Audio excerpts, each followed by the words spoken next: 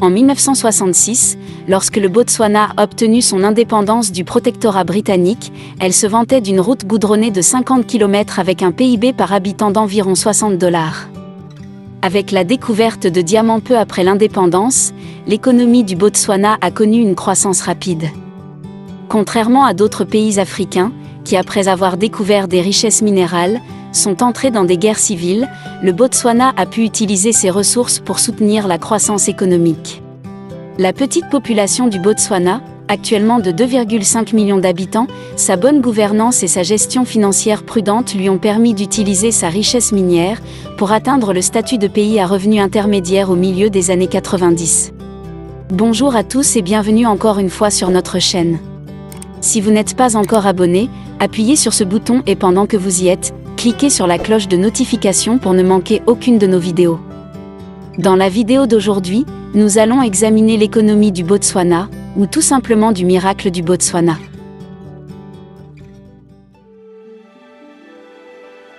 Numéro 1. Contexte politique.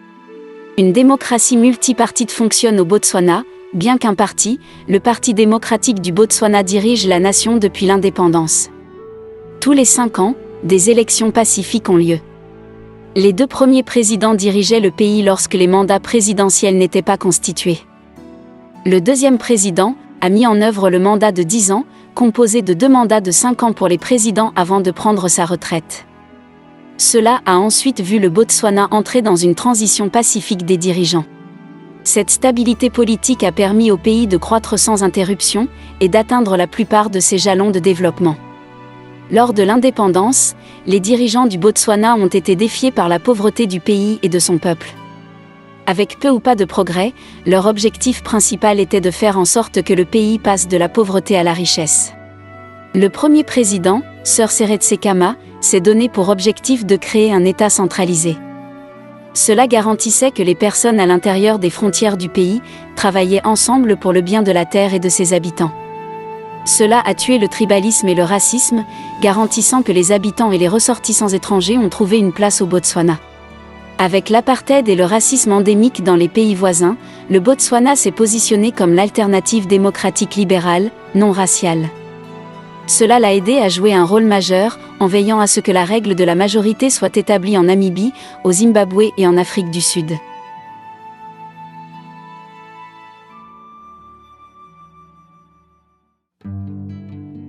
Numéro 2. Apport de la stabilité à la région. Sous l'influence de Khama, la communauté de développement de l'Afrique australe a été formée. La SADC a permis à la région de former des alliances, qui ont encouragé et coordonné des projets de développement dans les États membres et différentes économies. Le deuxième président a été mis au défi par l'inégalité croissante entre l'élite éduquée et le citoyen rural moyen. Le Botswana est donc fortement investi dans l'éducation, l'exploitation minière et les services sociaux. Au milieu des années 90, lorsque la croissance rapide du Botswana a conduit au statut de pays à revenu intermédiaire, les efforts présidentiels se sont tournés vers la diversité. En conséquence, les présidents suivants ont accordé la priorité à la diversification économique dans leurs agendas. Les diamants représentent 50% du PIB du Botswana, et les efforts ont été orientés vers la croissance des secteurs agricoles, privés et touristiques pour qu'ils contribuent de manière significative au PIB. Numéro 3. Contexte social. En 1966, alors que le Botswana sortait d'une grave sécheresse, son avenir semblait sombre. Les dirigeants devaient nourrir la nation et trouver des moyens de se développer dans des conditions sèches et arides. Une partie de la direction post-coloniale au Botswana était composée de chefs, qui étaient traditionnellement les défenseurs du bien-être de leur peuple. Leur inclusion dans le leadership a aidé le pays à maintenir ses objectifs de développement, au lieu de profiter à quelques élites. L'égalité et la prospérité pour tous sont devenus leur mantra, et des efforts ont été faits pour y parvenir. Chaque village devait donc disposer d'équipements de base comme une école primaire, un établissement de santé et des services de police pour que tous puissent s'épanouir. Les soins de santé et l'éducation sont gratuits au Botswana. L'accès aux établissements de santé est principalement disponible dans un rayon de 5 km. À l'indépendance, seule une poignée de personnes étaient éduquées et alphabétisées, mais aujourd'hui plus de 80% de la population est alphabétisée. Plus de 90% des enfants vont à l'école, et le gouvernement a rendu obligatoire pour les parents l'éducation de leurs enfants. Lorsque l'accès est un problème dans les zones reculées, des foyers et des moyens de transport sont mis à la disposition des enfants pour qu'ils puissent aller à l'école.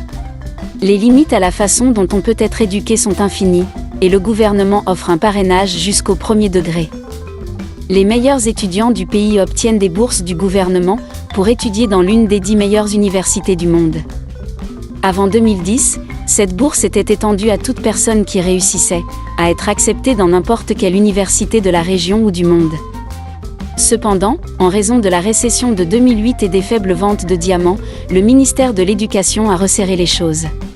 Les étudiants reçoivent toujours un parrainage du gouvernement pour leurs étudiants de premier cycle, mais sont principalement limités à étudier dans le pays. Souvent, le gouvernement accordait des bourses limitées de maîtrise et de doctorat aux étudiants pour poursuivre leurs études. Cela a positionné le Botswana pour travailler à utiliser sa population instruite, pour se diversifier dans une économie du savoir.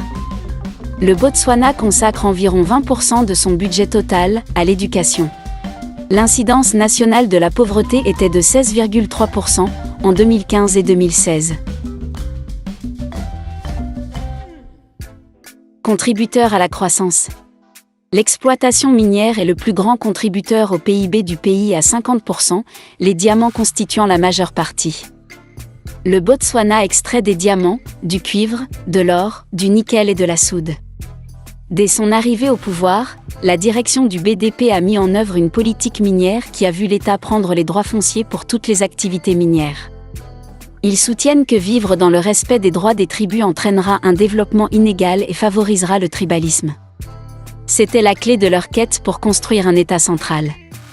Cette politique stratégique a vu un bénéfice égal pour tous les citoyens de l'exploitation minière.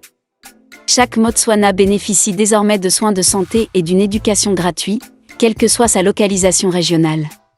Le gouvernement a conclu des partenariats avec des explorateurs privés, et son partenariat le plus populaire est avec De Beers. La qualité des diamants dans le pays est parmi les plus élevées au monde. Entre 2003 et 2007, le Botswana a régulièrement fourni au marché mondial 30 à 34 millions de carats. Récemment, le gouvernement a encouragé la valeur ajoutée dans la production de diamants. La Diamond Trading Company Botswana a ainsi été créée pour promouvoir l'industrie secondaire du diamant au Botswana. Le Botswana est également un exportateur de bœuf, principalement vers les pays européens. Son bœuf est considéré comme l'un des meilleurs au monde. Traditionnellement, les Botswana sont des éleveurs de bétail, et la richesse était mesurée par le nombre de bovins qu'une famille possédait. Cependant, avec le colonialisme, cela a diminué depuis, et davantage de jeunes migrent vers les zones urbaines pour trouver un emploi. La tradition de l'élevage bovin est pour la plupart à petite échelle, seuls quelques-uns le font à des fins commerciales. La production de viande bovine est le principal contributeur au PIB agricole, qui se situe à environ 2%. L'industrie est une importante source de revenus non miniers pour le pays. Le gouvernement a beaucoup investi dans la prévention et le contrôle des maladies, et dans le soutien aux agriculteurs. Le tourisme contribue à 12% du PIB du pays. Ses principales attractions sont le delta de l'Okavango, qui est un écosystème unique, la saline de Makgadikgadi et les réserves de gibier, qui offrent une variété d'activités d'observation d'animaux et d'oiseaux. Les safaris au Botswana font partie des activités touristiques les plus populaires et offrent certains des sites de camping les plus luxueux. Les autres services occupent une place croissante dans le PIB du Botswana. Ils ont réussi à réduire l'exploitation minière de 80% à 50% actuellement. Le gouvernement a investi massivement dans l'investissement étranger direct, soutenant l'industrie manufacturière et développant le secteur privé. Les impôts sur les sociétés sont parmi les plus bas de la région à 22%. Maintenant, regardons ce que le Botswana fait correctement. Numéro 1. Structure de direction. Beaucoup attribuent le succès du Botswana à l'héritage des bonnes politiques des Britanniques et à la faible ingérence des colonisateurs dans les affaires du Botswana. La plupart des terres du Botswana sont désertiques et considérées comme indésirables. Les Britanniques n'ont offert le statut de protectorat au Botswana que pour arrêter l'expansion allemande de l'Ouest et s'assurer qu'il avait un passage sans perturbation vers l'Afrique centrale. Très peu a été investi dans le protectorat, sauf pour armer les habitants pour se protéger contre les Allemands à l'ouest et les Boers au sud. Cela a laissé les structures de gouvernance traditionnelles du peuple, pour la plupart intactes. Au moment de l'indépendance, le système traditionnel de large participation des populations tribales a influencé les modèles de leadership adoptés. Le pays a réussi à mélanger la politique britannique avec le modèle traditionnel. Un tel exemple est le système Gotla. Ce tribunal traditionnel était l'endroit où une tribu menait ses affaires. Le chef consultait la tribu au Gotla. Un idiome Setswana dit « Mafoko à Kotla à Mantlehot », ce qui signifie que toutes les opinions partagées au Kotla sont les bienvenues. Cela signifiait également que les roturiers avaient le droit de critiquer la direction. Ce sont ces modèles de leadership qui imposent les bonnes contraintes aux dirigeants politiques. La vaste tradition consultative du Botswana a imprégné la politique, et le Kotla était l'endroit où les politiciens venaient consulter le peuple. Cela a permis aux dirigeants politiques d'être proches du peuple, tout comme les chefs. Numéro 2. Coopération entre habitants. Le leadership a joué un rôle stratégique, en veillant à ce que davantage de personnes contribuent au développement du Botswana. Ils ont refusé d'indigéniser la main-d'œuvre, et ont veillé à ce que les étrangers contribuent jusqu'à ce que le Botswana puisse prendre le relais. Compte tenu des taux d'analphabétisme élevés et de la grande pauvreté de la nation à l'indépendance, le pays avait besoin de personnes pour se lancer. Cette coopération avec les étrangers a permis de construire une politique inclusive. Le pays a également fait appel à des consultants étrangers, pour offrir des conseils sur les étapes de développement. Numéro 3. Gestion prudente. Au milieu des années 70, les revenus des diamants étaient excédentaires par rapport aux dépenses publiques. Le Botswana a assuré un budget principalement axé sur le développement, et le gouvernement a joué un rôle énorme dans la conduite des développements. Lorsqu'il y avait un excédent, il était épargné et investi. Une accalmie dans les ventes de diamants signifiait un ajustement du budget, de sorte que les dépenses étaient principalement liées aux revenus. L'objectif est d'avoir un solde excédentaire, ce qui a conduit à d'importantes réserves. Le gouvernement a pratiqué le conservatisme fiscal, qui préconise des impôts bas, des dépenses publiques minimales et un faible endettement. C'était particulièrement populaire à l'époque des 2 premiers présidents. Khama a prêché et a vécu une vie modeste. À son époque, les ministres ne voyageaient pas en première classe et conduisaient souvent leur propre voiture. Mazire a continué dans la même voie et a introduit des outils de gestion fiscale, comme le Pula Fund. C'est un portefeuille d'investissement à long terme, qui cherche à préserver une partie des revenus du diamant pour les générations futures. Le 3e président du Botswana, Festus Mogae, a également fait sensation lorsqu'il a pris un vol commercial au lieu d'utiliser l'avion présidentiel. C'est aussi un trait du Botswana moyen. Les riches du Botswana sont conservateurs et dépensent rarement leur argent, choisissant principalement de vivre humblement et confortablement.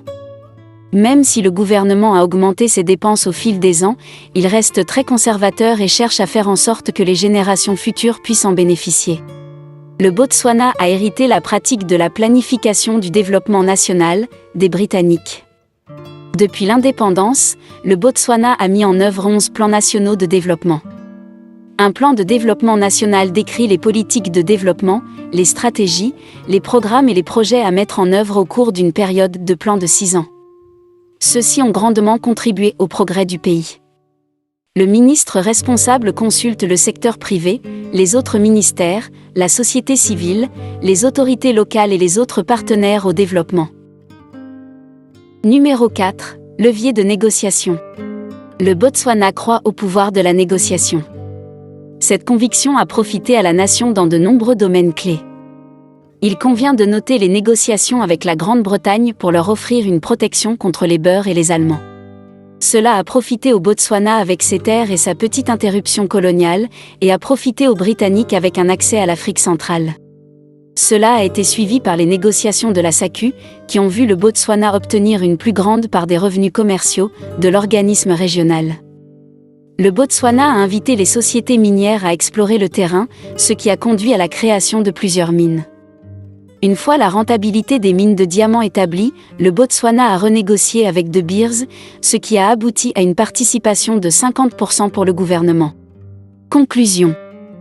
Le Botswana a toujours obtenu de meilleurs résultats sur les indices, plus que certains pays asiatiques et européens, comme l'Espagne et l'Italie. Ce succès est attribué à de nombreux facteurs, mais surtout à la sagesse des premiers dirigeants du Botswana, à mélanger les structures traditionnelles et les bonnes politiques des Britanniques.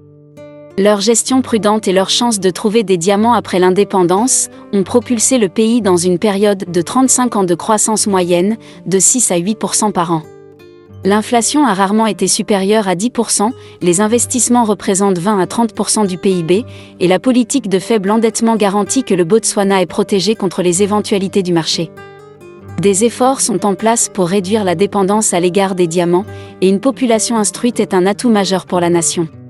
Nous voici à la fin de notre vidéo. J'espère que vous avez aimé et appris quelque chose de nouveau aujourd'hui. À bientôt dans notre nouvelle vidéo.